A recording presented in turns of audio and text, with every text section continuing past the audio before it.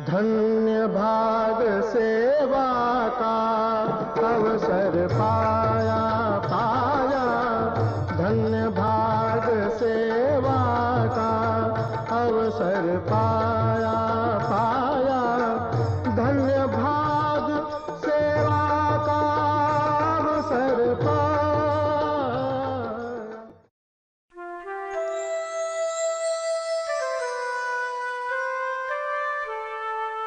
जबलपुर मध्य प्रदेश की संस्कार धानी, महर्षि जंबाली की कर्म भूमि, दुनिया की सबसे पुरानी सभ्यता का साक्षी।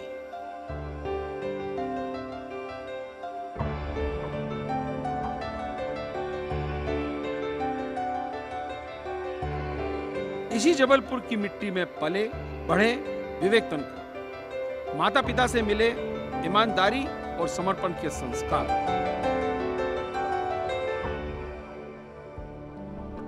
जबलपुर के लोग गवाह हैं विवेक के सफरनामे के। कानून के गहरे जानकार विवेक ने न्यायपालिका को सेवा के एक मंदिर की तरह माना, पीड़ित मानवता के लिए दिन रात एक कर दिया।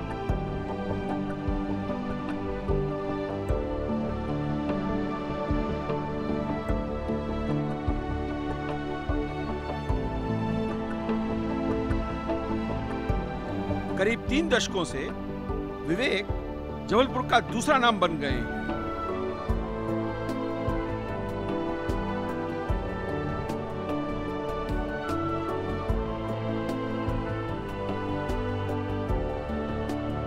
विवेक की मां बेटे की सेवा भावना और समर्पण से अभिभूत है। हमारे यहाँ फैमिली में, हमारे हस्बैंड में भी ये बहुत था। हमारे हस्बैंड भी बहुत सोशल वर्क करते थे। जब लॉयर बन गया था उसके बाद उसने काफ़ी सोशल वर्क किया है। आदिवासी इसका ट्रीटमेंट किया, मेडिकल कैंप वहाँ लगाया, स्पैस्टिक स्कूल है वो चला रहा है। So I am very proud of him. जैसा उसको काम मिला है वैसा उसको अपने आप ही को दिखाना चाहिए कि भाई मैं कर सकता हूँ। खुश हैं जबलपुर के लोग, they are very proud of him. Schools खुलवाना चाहते हैं, जैसे ब्लाइंड स्कूल है, ये स्पैस्टिक स्कूल्स हैं, इस तरह के और खुलवाना चाहते हैं। प्रार्थना करते हैं कि जो काम उसने लिया है उसको सक्सेसफुली करे, अच्छा करे। इसी जबलपुर में कभी पंडित द्वारका प्रसाद मिश्र और सेठ गोविंद दास जैसे महान राजनेताओं ने अपनी सेवा भावना से लोगों का दिल जीत लिया था। एक बार फिर विवेक तन्खा के रूप में लोगों को अपने बीच से एक प्रतिनिधि चुनकर संसद में भेजने का अवसर मिला है। संसद में जबलपुर की आवाज वही बुलंद कर सकता है जिसकी नजर, नियत और निष्ठा साफ हो। विवेक तन्खा जी का कर्म क्षेत्र जबलपुर है। इनका जो वे ऑफ वर्किंग है, इनकी जो वर्किंग स्टाइल है और इनका जो थॉट्स और जो इनके विजन है, एक तरह के ऐसे शख्सियत हैं जिनका कि इनको आप बांध के रख नहीं सकते किसी भी क्षेत्र में। जहाँ ये जाते हैं लोगों को अपना बना लेते हैं। लोग बहुत हैं, इनके फॉलोअर्स बहुत हैं। जिस तरह के इनके काम करने के तरीके हैं, ये गवर्नमेंट मशीनरी को भी उतना ही समझते हैं जितने कि पॉलिटिकल सर्कल्स को भी समझते हैं। तो इस तरह का जो मल्टी फेसेटेड टैलेंटेड कोई लीडर की हम लोग को दरकार है जबलपुर के लोगों की, वो एक वैक्यूम जितने वर्षों से था, वो विवेक तन्खा जी के कैंडिडेशन इस बार हम लोग का बहुत मुझे लगता है कि जबलपुर के लिए बहुत बड़ी उपलब्धि है। हम लोग उनमें एक ऐसा विजन ओरिएंटेड पर्सन देख रहे हैं जो कि जबलपुर ही नहीं पूरे स्टेट को एक दिन लीड करेंगे नेशनल लेवल पे। ये जहाँ पे रहेंगे वहाँ पे अपने अच्छे कार्यों से, अपने समाज सेवा के कार्यों से, अपने प्रोफेशनल वर्क से लोगों का भलाई करेंगे और अपना एक नाम खुद पैदा करेंगे।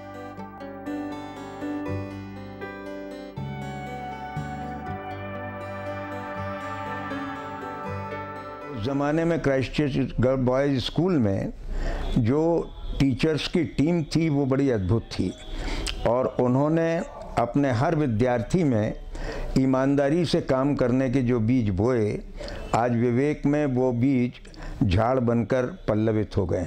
मुझे सबसे ज़्यादा खुशी हुई क्योंकि मैंने विवेक को बहुत छोटे से ग्रूम होते देखा है। विवेक की उम्र के लोगों में बहुत कम लोग ऐसे मिले हैं, शायद एक आध कोई मिला हो, कि जिसमें अपने मंतव्य के प्रति या अपने कर्तव्य के प्रति अद्भुत निष्ठा हो और उसे पूरा किए बगैर उसे चैन न मिलता हो। आप लोगों ने पिछले 10 साल भी देखे हैं। क्या आपको याद है कि संस्कारधानी के 10 मसले भी संसद में उठे हों?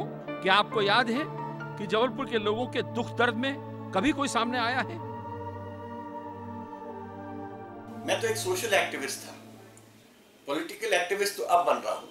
बेसिकली मेरा प्रोफेशनल लॉयर था और सोशल एक्टिविस्ट था।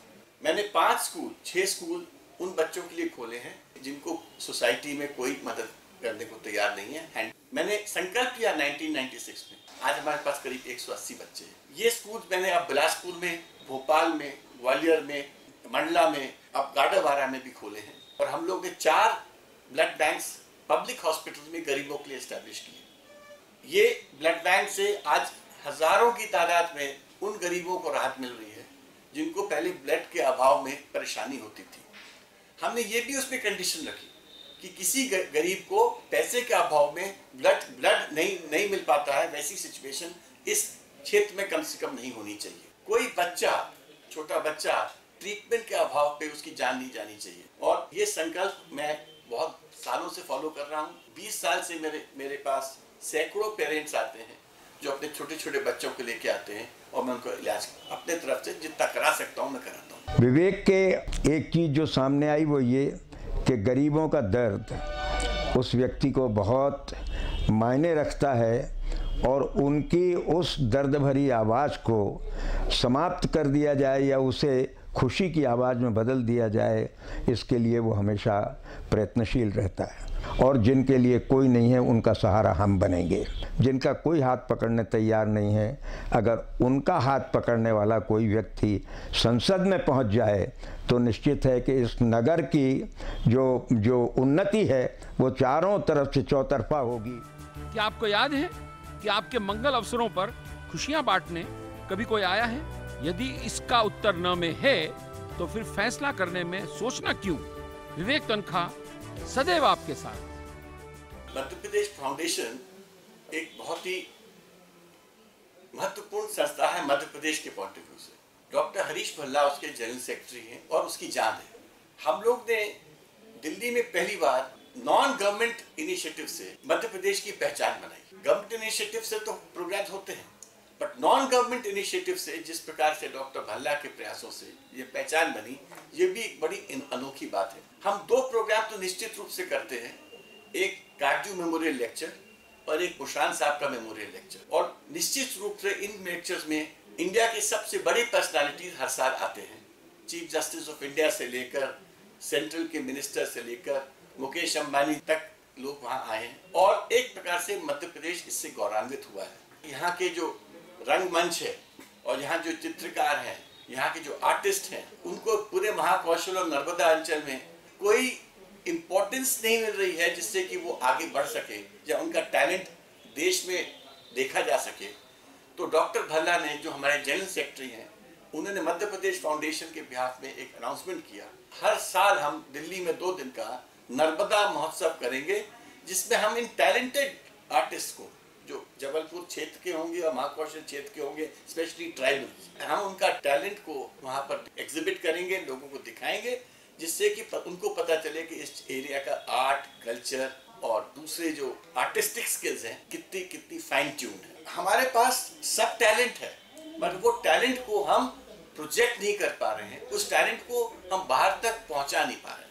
मेरी एक ये भी प्रायोरिटी होगी कि हम नई इंडस्ट्री सेटअप करें, हम उन क्रेडिबल लोगों को बुलाएं जो हमारी बात सुनने को तैयार हैं, टू टेक एक्टिव स्टेप्स कि यहाँ पर इंडस्ट्रियलाइजेशन हो। एग्रो प्रोसेसिंग की यहाँ बहुत स्कोप है।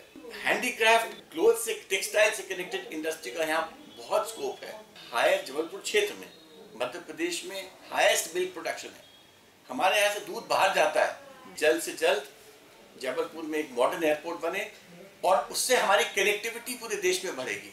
कनेक्टिविटी बढ़ेगी तो उससे हमको फायदा ये मिलेगा कि बाहर से लोग यहाँ आएंगे।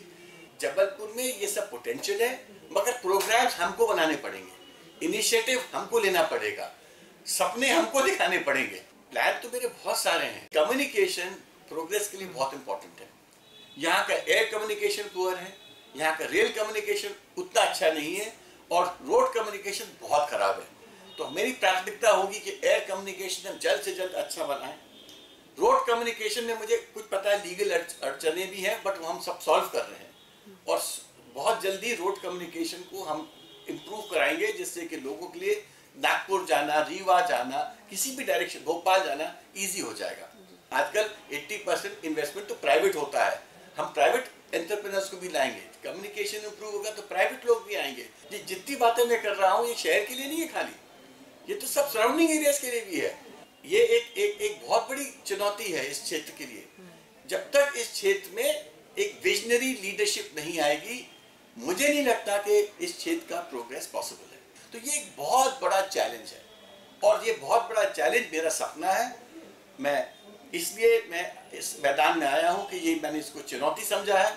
अगर मुझे 5 साल का ये एक टर्म मिलेगा as a member of parliament of this area, तो मैं इस चुनौती को स्वीकार करके अपने इस क्षेत्र की ऋण चुकाऊंगा।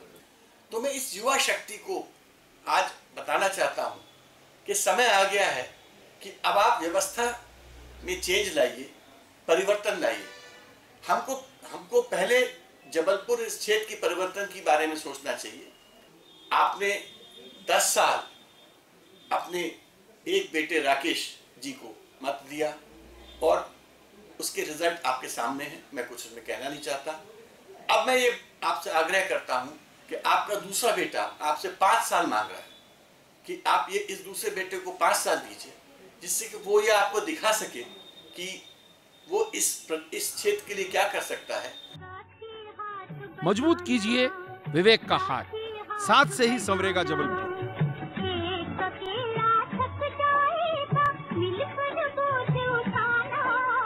साथी हाथ बढ़ाना, साथी हाथ बढ़ाना, एक अकेला थक जाएगा, मिलकर बोझ उठाना।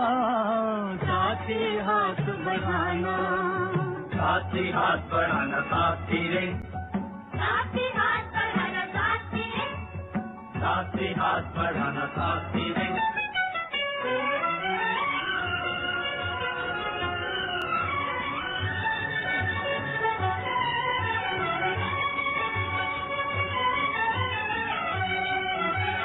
हम मेहनत वालों ने जब भी मिलकर कदम बढ़ाया।